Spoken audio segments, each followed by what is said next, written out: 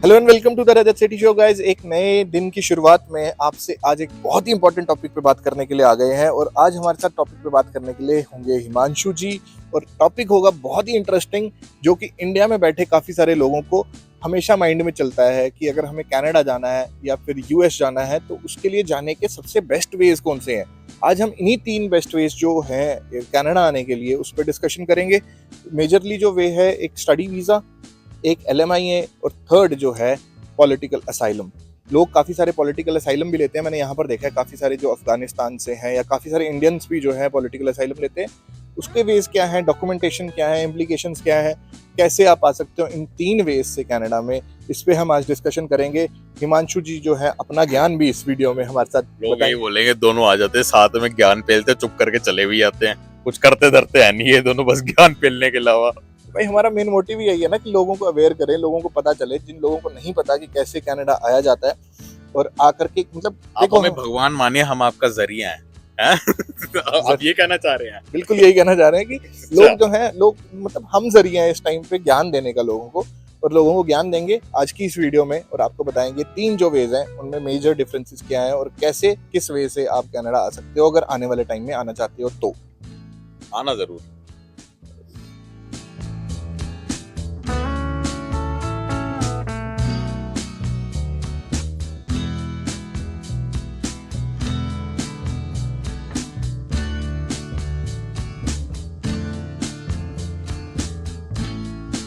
तो जी थोड़ा बताओ स्टडी वीज़ा के बारे में आपका क्या ख्याल है कि जो लोग यहाँ पे स्टडी पे आते हैं उसकी क्या क्या डॉक्यूमेंटेशन रहती है और क्या क्या इम्प्लीकेशन रहती है, यहाँ पर आने में स्टडी वीज़ा में फ़ायदा है या नहीं? पहले तो मैं आपको डिफरेंस बता देता हूँ कि क्या क्या है। तो एजुकेशन, स्टडी मतलब education, simple. LMI means work, same as work visa, but वो थोड़े टाइम के लिए होता है। इसमें आपको 2 साल के लिए आप किसी फर्म के साथ या किसी ऑर्गेनाइजेशन के साथ आपको 2 साल के लिए आप बन जाते हो। और असाइलम हो गया कि जी आप अपने देश में खतरा है आपको, वहाँ से आप भाग के आ गए, यहाँ पे आपको प्रोटेक्शन चाहिए, तो इसलिए वो असाइलम हो जाता है। ठीक है, मेजर 3 ये चीज़ें हैं। बट स्टार्ट हम स्टडी से अगर करें तो स्टडी में थोड़ा सा ये बता दो कि ठीक है यहाँ पर जो स्टडी के लिए आते हैं उनको आगे जाकर के क्या अपॉर्चुनिटीज मिलती हैं, क्या वो कर सकते हैं, ये थोड़ा सा बता दो। स्टडी में तो देखो, अगर जैसे हम कर रहे हैं मार्केटिंग फील्ड से हम, तो हमें हमारी फील्ड की जॉब मिल जाएंगी। तो देखो, अगर स्टडी पे अगर आप आ रहे हो तो आपका पास वर्क एक्सपीरियंस या पास एजुकेशनल बैकग्राउंड मैटर करता है। जैसे हमने इंडिया में भी हमने मार्केटिंग फील्ड से रिलेटेड किया हुआ है काम, ये वो, तुम्हारा वो एक्सपीरियंस जोड़ के हमें यहाँ स्टडी उस बेसिस पे ही मिली है कि हाँ, और ये वाली फील्ड में अगर आपको काम करना तो उसी बेसिस से मिली है। ऐसा नहीं कि अगर मैं होटल मैनेजमेंट तो मैं मार्केटिंग में घुस गया या किसी और प्रोजेक्ट मैनेजमेंट, ऐसा नहीं है। आपका स्टडी बैकग्राउंड और वर्किंग एक्सपीरियंस बैकग्राउंड आपका मेल खाना चाहिए, तब जाके आपको स्पेसिफिक कोर्स मिलेगा। आप उसमें फिर आगे आप अपने वर्क कर सकते हो, आपको जब वर्क परमिट पे आपको तो आपको फील्ड जॉब मिल जाती है। ठीक है, और अब अगर आप LMI पे हो, LMIA का हम थोड़ा आगे जाकर के बात करें। ठीक है, बाकी मैं थोड़ा सा आपको स्टडी के बारे में बता देता हूँ कि देखो स्टडी पे, ये मैं अपने पर्सनल एक्सपीरियंस से बता रहा हूँ कि यहाँ पर बहुत सारे बच्चे जो है ना वो स्टडी पे आते हैं। बट आज की डेट में जो है स्टडी पे आना थोड़ा मुश्किल भी इसलिए भी हो गया क्योंकि फीसेस बढ़ गई हैं, काफी सारे फीसेस बढ़ गए, कनाडियन रूल्स अपने बहुत स्ट्रिक्ट कर दिए हैं। अभी जैसे 2027 तक ये बोल रहे हैं अब तक कि हम किसी भी कॉलेज में, मतलब कोई भी बच्चे को हम एक्सेप्ट नहीं करेंगे, कोई भी वो नहीं होगा अनटिल अनलेस वो कुछ डॉक्टरेट लेवल का कुछ वो कोर्स कर रहे हो या कुछ अच्छा कोर्स कर रहे हो जो उनके यहाँ पे स्किल काउंट हो रहा हो वो। उसके अलावा जैसे हम वो डिप्लोमा कोर्स लेके आ गया, कुछ करने आ गया, तो वो वाले कोर्सेज को तो एक्सेप्ट कर ही नहीं रहे ना, वो एक्सेप्ट कर ही नहीं रहे। प्लस जो एक्सेप्ट कर भी रहे हैं, पहले GIC जो थी वो $10,000 के अराउंड थी, अब मोर देन $20,000 हो गई है। तो इस मोर देन 20, तो अब वही हो गया कि जो स्टूडेंट्स आना भी चाहते हैं उनके लिए एक बहुत बड़ी इन्वेस्टमेंट टाइप की हो जाती है कि ठीक है हम यहाँ पर आए तो हमें यहाँ पर पहले 2 साल स्टडी जो है वो स्ट्रगल पीरियड आपका रहता है, उसको करने के बाद आप वर्क परमिट पे जाओगे। तो इसलिए काफी सारे लोग जो है ना वो इंडिया से LMIA ले लेते हैं या फिर यहाँ करके LMIA ले लेते हैं, या फिर जो इतना अफोर्ड नहीं कर पाते पॉलिटिकल असाइलम ले लेते हैं। मेजरली स्टडी में यही है कि जो जेन्युइनली पढ़ना चाहते हैं और वो इतना अफोर्ड कर सकते हैं तो वो तो स्टडी पे यहाँ पर आ जाएं। जिनके माइंड में है कि हमने स्टडी पे जा करके पढ़ाई करनी है, उसके बाद धीरे धीरे अपना करियर बनाना है, तो वो तो यहाँ पर आ जाएं और उनकी फैमिली भी बैकग्राउंड भी वैसा है कि जो अफोर्ड कर सकते हैं। बट अगर नहीं कर सकते तो उसके लिए आपके पास बाकी सारे ऑप्शंस भी हैं। सेकंड ऑप्शन जो LMI है उसके बारे में हम डिस्कस करते हैं थोड़ा सा आगे जाकर। बट मेरे को ये जानना है कि आप लोग कनाडा आना क्यों चाहते हो। सबसे पहला रीजन ये पता होना चाहिए लोगों को। खत्म कर दे व्लॉग, अभी नहीं आने, बुलाए ना किसी को। नहीं बुलाओ बट रीजन पता हो ना, जैसे हमें पता था। हाँ। ठीक है, हमने अब हम एक लेमन लैंग्वेज में बताओ जी कुछ करना था, ऑडियंस ने भी वही बोलना है, बट एक्चुअली में क्या करना था वो पता होना चाहिए। माइंड में क्लैरिटी होनी चाहिए, मोटिव और क्लैरिटी बहुत होनी चाहिए कि भाई पढ़ाई के लिए आना है, पैसा कमाने के लिए आना है, सेटल होने के लिए आना है। बहुत सारे रीजंस होते हैं किस चीज पे आ रहे हो, माइंड में क्लैरिटी लेकर के आओ। आगे चलते हैं, आगे चल कर LMI की बात करते हैं।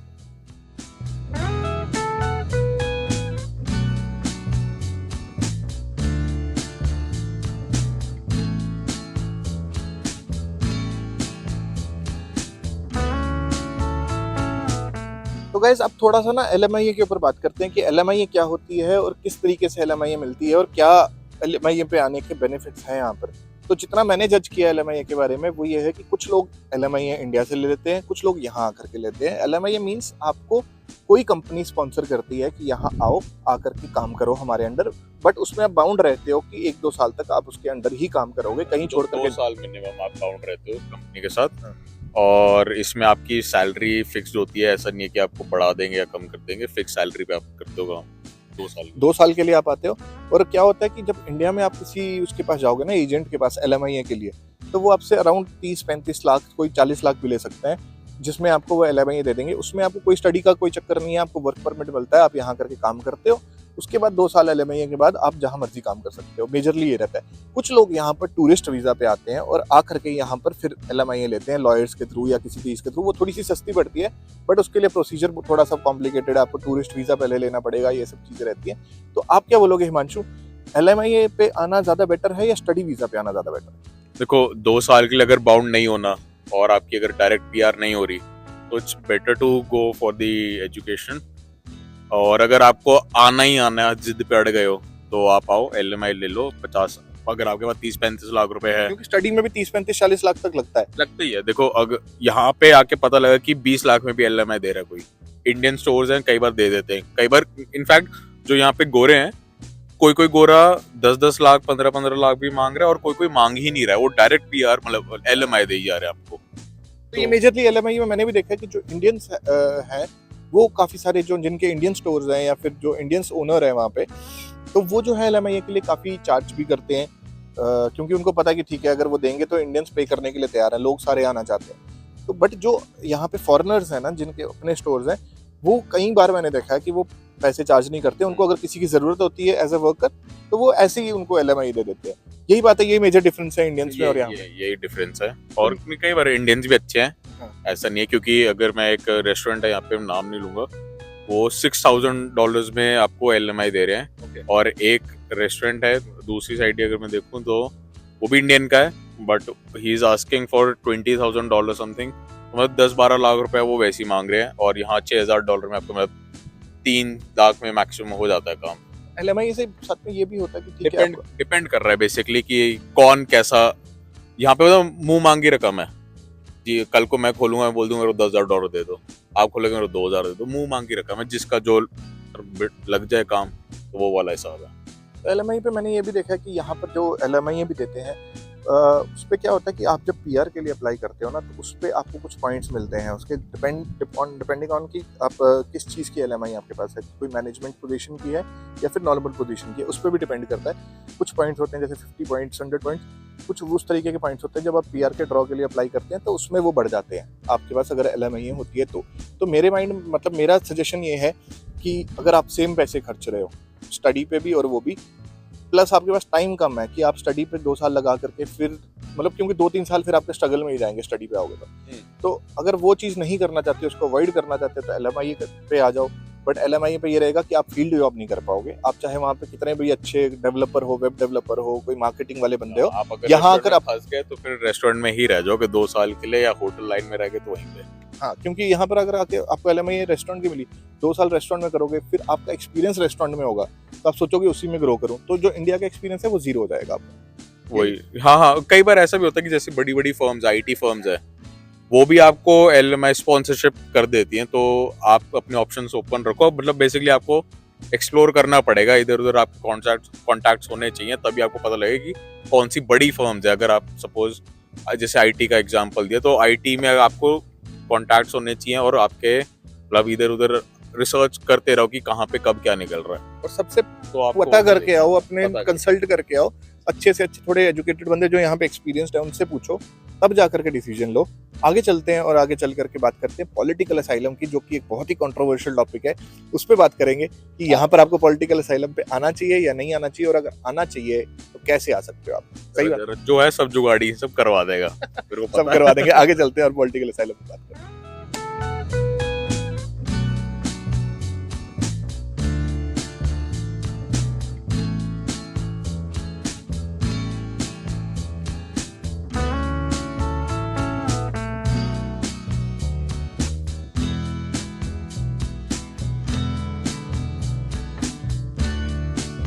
तो गाइस बात करने वाले पॉलिटिकल असाइलम पे, और इस व्लॉग में हमें एक तीसरे आदमी ने भी ज्वाइन कर लिया है, और इनका नाम लॉरियर अंकल है। ये आपको दिलवाएंगे असाइलम।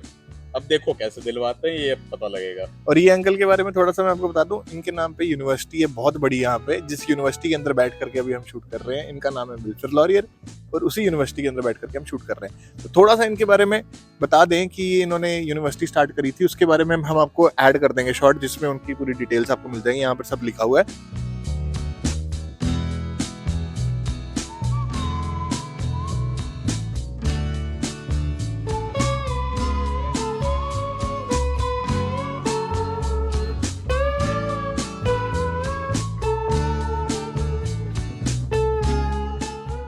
तो गैस लॉरियर अंकल के बारे में तो आपने पढ़ लिया होगा काफी कुछ। अब बात करते हैं पॉलिटिकल असाइलम के बारे में। तो पॉलिटिकल असाइलम के बारे में मैं आपको ये बताना चाहता हूँ कि यार यहाँ पर ना काफी सारे लोग जो है पॉलिटिकल असाइलम लेते हैं। मैंने जो पर्सनली देखे हैं वो देखे हैं अफगानिस्तान या सीरिया, जो वॉर कंट्रीज के लोग हैं वो लेते हैं, बट इंडियंस भी काफी सारे लेते हैं। बट उसके लिए क्या है कि आपको यहाँ पर शो करना पड़ता है कि आपको आपके देश में खतरा है, वहां पर आपकी जान को खतरा है, तो यहाँ पर आपको जो है वो असाइलम दे देते हैं। बट उसमें प्रॉब्लम ये होती है, आपने असाइलम तो ले लिया, यहाँ पर आपको जो गवर्नमेंट है वो पीआर भी कर देगी कुछ टाइम के अंदर, पैसे भी देगी हर मंथली खर्चा करने के लिए। बट अगर इंडिया से कर रहे हो, इंडिया से असाइलम ले रहे हो कि इंडिया में आपको खतरा है, तो यहाँ से फिर इंडिया जाना आप मतलब भूल ही जाओ। एक 5-6 साल आप भूल जाओ। और चलो ये तो बात की बात है, इससे पहले आपकी डॉक्यूमेंटेशन बहुत ज्यादा होगी। आपका रीजन बहुत स्ट्रांग होना चाहिए कि आपको किस टाइप का खतरा या ऐसा क्यों है, और आपका बैकग्राउंड चेक जरूर होगा। देखो अगर हम सीरिया या ईरान टाइप जैसी कंट्रीज के बारे में बात करें, तो वहाँ पे उनके रीजंस बहुत स्ट्रांग है, वहाँ वॉर चल रही है, तो वो उनका सिंपल सा है कि जी फैमिली लो आप इधर शिफ्ट हो जाओ। और यहाँ पे उनको पता है कि अच्छा ये सिचुएशन उनकी कंट्री में हो ही रही है, तो उनके पास और कोई रीजन नहीं है। अगर इंडियंस या कोई श्रीलंकन या पाकिस्तानी या कोई अदर किसी भी कंट्री का कोई भी ऐसा असाइलम करता है, तो उसका बैकग्राउंड चेक बहुत होता है, उसका डॉक्यूमेंटेशन बहुत ज़्यादा होगी, और उसमें भी 50-50% चांस होते हैं कि उसको असाइलम मिलेगी भी या नहीं मिलेगी। और मैंने जो पर्सनली एक चीज देखी थी कुछ टाइम पहले ना, मैं एक न्यूज स्टोरी पढ़ रहा था जिसमें मैंने देखा था कि एक क्या बोलते हैं मेंबर ऑफ पार्लियामेंट थे इंडिया में, शायद वो कांग्रेस के थे अगर मैं गलत नहीं हूँ तो। आप पॉलिटिकल दंगे मत करवाओ यहाँ पे सर। ठीक है। तो उन्होंने क्या किया था, वो ये रिपोर्टेड स्टोरी है प्रॉपर, उन्होंने खुद अपने इंटरव्यू में बोली है ये बात कि उन्होंने पैसे लेकर के कई सारे लोगों को, कई हजारों लोगों को यहाँ पर लेटर्स अपने लेटर हेड पे लिख करके दिया, जिसमें उन्होंने ये मेंशन किया था कि ठीक है यहाँ पर उनको जान का खतरा है, इसलिए उनको जो है वहाँ पर सेटल किया जाए। तो उस वजह से उनको यहाँ पर पॉलिटिकल असाइलम भी मिल गया, वो यहाँ पे सेटल भी हो गए। बट अब इंडिया जाना जो है वो एक थर्ड चीज हो जाती है कि आप मतलब जा पाओगे या नहीं जा पाओगे, 5-7 साल तो भूल ही जाओ बिल्कुल ही, ठीक है। बट उस पर भी हम ये कमेंट नहीं कर सकते कि जो लोग कर रहे हैं वो सही है या गलत है, क्योंकि कई लोगों के फाइनेंशियल इश्यूज भी होते हैं। हमारी ये पर्सनल सजेशन है कि अब जब यहाँ पर आ रहे हो तो अपनी कंट्री का नाम रोशन करने की कोशिश करो, क्योंकि इस चीज़ से क्या होता है, असाइलम से आपकी कंट्री का नाम खराब होता है। और स्पेशली तब जब आप देख रहे हो कि हर फील्ड में जो है इंडियंस ग्रो कर रहे हैं, सीईओज बन रहे हैं, बड़ी बड़ी कंपनीज रन कर रहे हैं, तो उस टाइम पे जब देखोगे ना कि इतने बड़ी तादाद में लोग पॉलिटिकल असाइलम भी ले रहे हैं, तो उससे एक कंट्री की रेपुटेशन खराब होती है। स्पेशली साउथ एशियन कंट्रीज की वैसी रेपुटेशन यहाँ पर जो है थोड़ी सी डामाडोल है।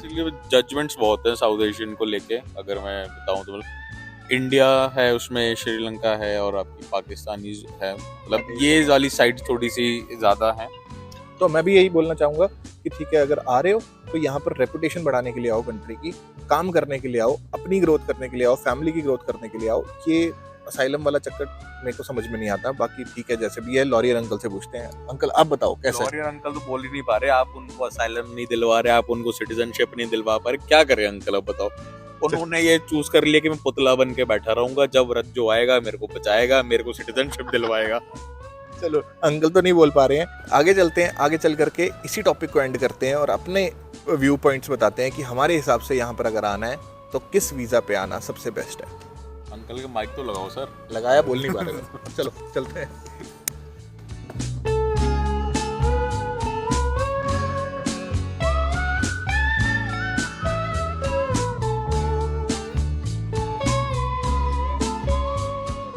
तो गाइज आज हमने आपको 3 जो मेजर वीज़ाज हैं उस पर हमने आपको बताया कि किस पे आपको आना चाहिए। मेजर वीज़ा थर्ड को तो नहीं मैं बोलूँगा, थर्ड असाइलम हो गया, first study visa, second LMI है जिसमें वर्क परमिट इंक्लूडेड होता है। तो उसके बारे में हमने आपको बताया। अब हम आपको पर्सनली बताते हैं कि तीनों में से कौन सा बेटर वे है आपके पास अगर कनाडा आना है तो।